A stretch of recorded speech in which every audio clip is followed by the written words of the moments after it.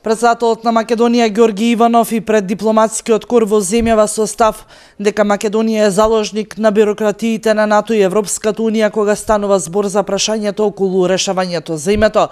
Тие игнорираат пресудата на Меѓународниот суд на правдата.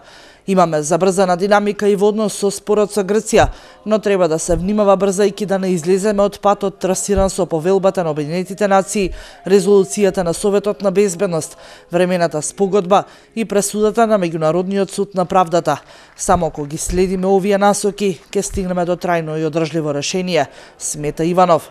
Решението за прашањето за името стана заложник на бирократиите на НАТО и Европската унија кои игнорираат пресудата на Меѓународниот суд на правдата.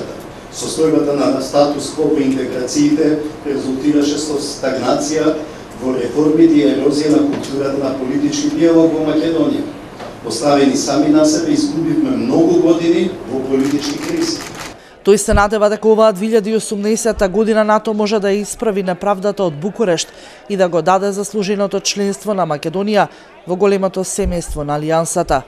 Тоа е членство што го заслуживме не само со макротрпните реформи, туку и со суштинскиот придонес кон регионалната и глобалната безбедност преку бројните мировни мисии.